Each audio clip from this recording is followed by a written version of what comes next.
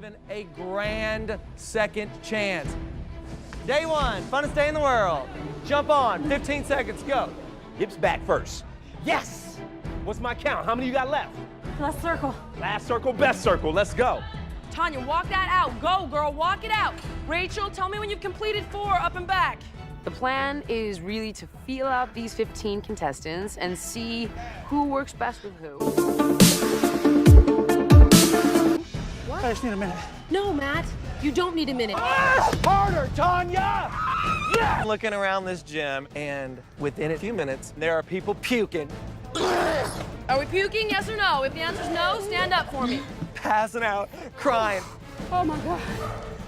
Bob and Jillian just like screaming, the world is coming to an end. Matt! Chill. People fought for you to be here.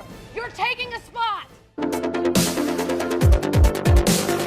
Begin this half hour with that Biggest Loser bombshell. Researchers revealing that a majority of season 8's contestants regained some of that weight they worked so hard to lose. It's all part of a new diet study first reported in the New York Times. And scientific community for almost 20 years, Robin. And it's a concept called metabolic adaptation, or some people call it the defense of fatness. Let me show you what I mean. If you take 2 individuals, both weighing 200 pounds, one is at their ideal weight, one has lost 20 pounds to get to 200, which is an incredible success in the weight loss world. The person who's lost weight at 200 pounds has a slower metabolism, they burn fewer calories, they are hungrier and less full than a person at the same weight. Now. So hello, today we're here with Mike Nielsen, a Division I strength and conditioning coach and nutritionist for Gonzaga University's athletes. We are coming to him to discuss an unhealthy TV show that has been presented to all of America, The Biggest Loser. You know his name? No. That's Bob. We need to keep him sitting for a little while, huh? Stand up. That's right, that's what I like hearing. Hurry up. So for the first question, when The Biggest Loser first came out, what were your thoughts on the show? I was really intrigued by it. I wanted to see how it worked because I've had a lot of weight loss clients in the past. And I wanted to see what methods they use, how they motivated people, how they kept them going. I was pretty disappointed with the way they kind of structured it because I don't think most people have trouble losing weight. I feel like people have a hard time maintaining their weight. And so really anyone can lose weight. It's pretty simple, just don't eat.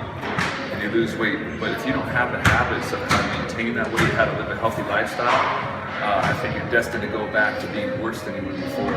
Not just physiologically worse, but I think mentally worse. And I think the psychology piece of, boy, I have millions of people watching me, and I have a full-time coach, and I have all this stuff, and I still fail. Well, I must be destined to not succeed, or I must be destined to look this way and feel this way for the rest of my life. So I really feel like what could have been a really cool, positive thing actually turned into a negative. Being a nutritionist, have you noticed any problems with the show that come across to you as an unhealthy habit? Well, I think if you talk to 10 nutritionists, and I'm not a registered dietitian, I'm a sports nutritionist, but if you talk to 10 nutritionists, you're probably going to get 10 different answers of what great nutrition is or best diet for a certain person. I'm just really into the behavioral science side of things and the progression of things. I think the same principles that apply to life and apply to working out apply to nutrition, which is if you came in and said you wanted to be in great shape and you wanted to run a marathon, I wouldn't say, okay, get your shoes on, we're going on 26.2 miles today. You just would never do that. You would say, let's find out where you're at and let's slowly build up your strength and your stamina, your conditioning until you're able to do that. And it might take you a couple of years.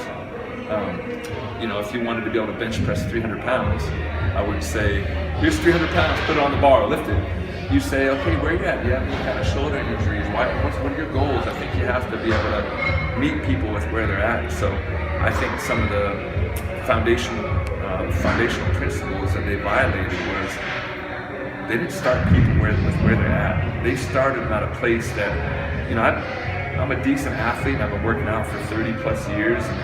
I'm in this field and I couldn't maintain and probably live the way they're living on the ranch. I think asking someone to work out more than one time a day and to be on this calorie restricted diet, I think to me violates the principles of what good nutrition is. I think the best way to go is to try something on for size. What's the smallest change that they can make that's going to produce a positive result?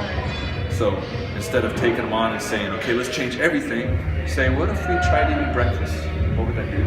What if we tried cutting out diet soda? What would that do? I had a friend that wanted to lose weight, and all he did was he cut out pop and he cut out French fries. That was it. He could still eat cheeseburgers, he could still have pie, he could still have candy bars, just no soda, no French fries. He lost 20 pounds.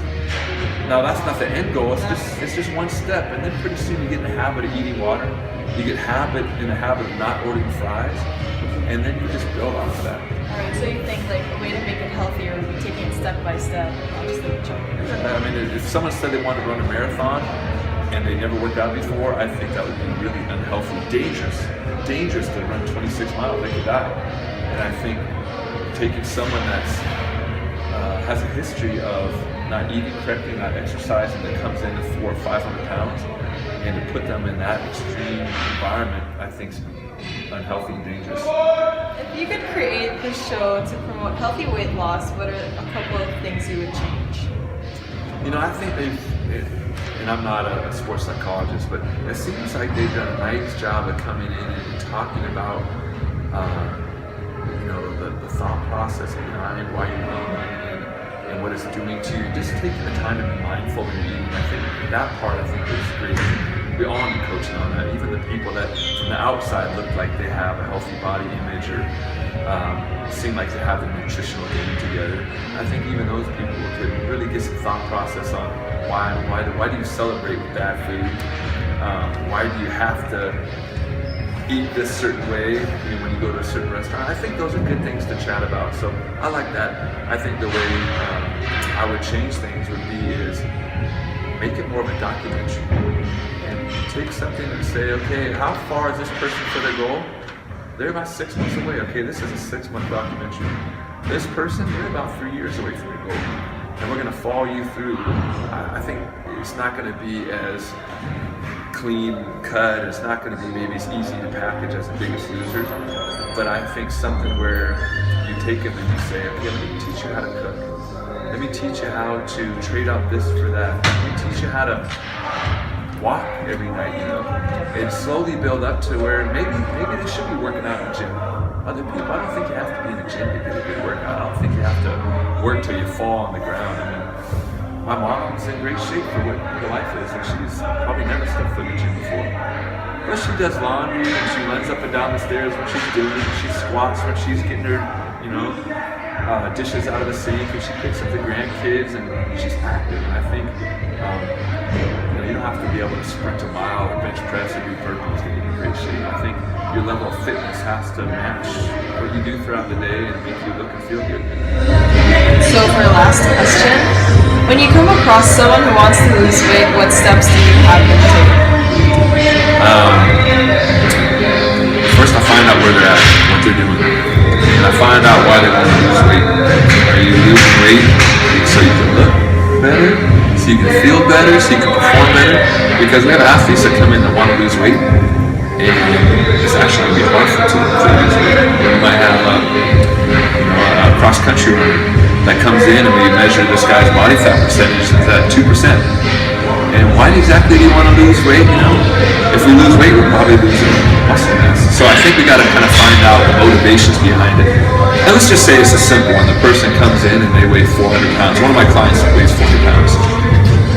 Okay, it's pretty obvious why they want to lose weight, but I want to hear it.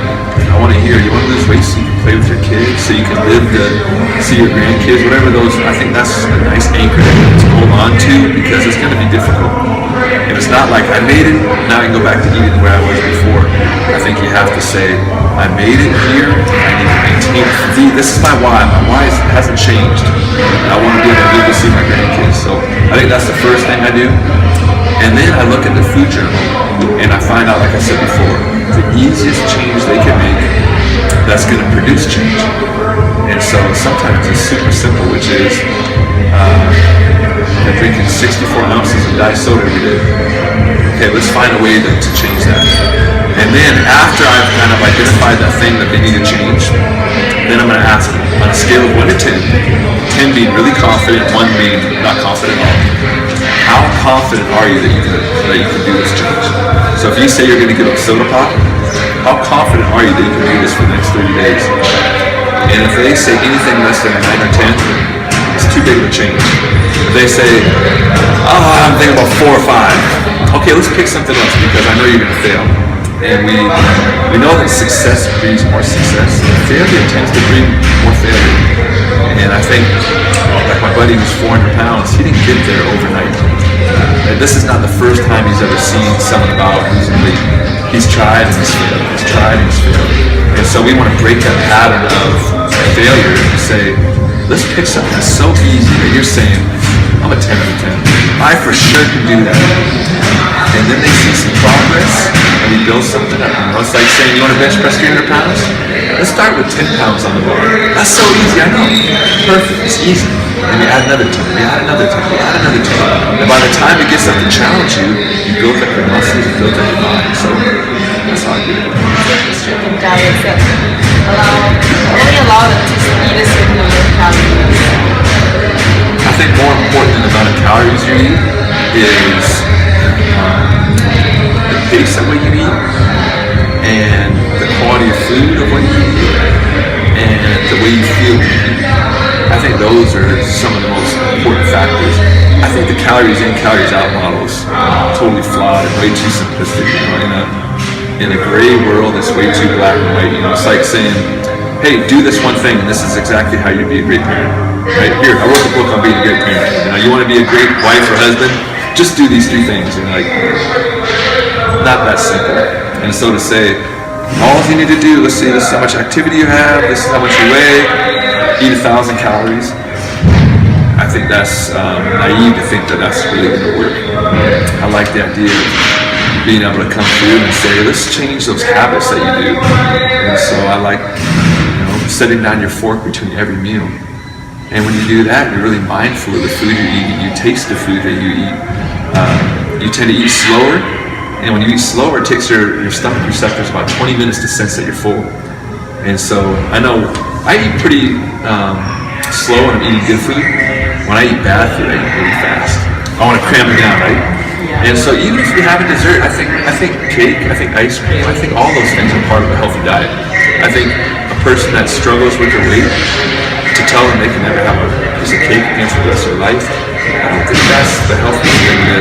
I like the idea of have the cake when you want the cake, when it's in line with your goals and at the pace where you're enjoying it. What most people do is the first bite of cake is really good, and then by the end they're like, oh my god, I'm so full. Ugh. You know, and they're like, it doesn't even taste good, and then they feel bad about it afterwards. So I think doing things like the quality of food, the speed of what you eat, being mindful is really more important. Yeah, and enjoy your food too. Enjoy, yeah, for sure. So thank you, Mike, for taking the time out of your day to talk about this TV show with us and share your thoughts.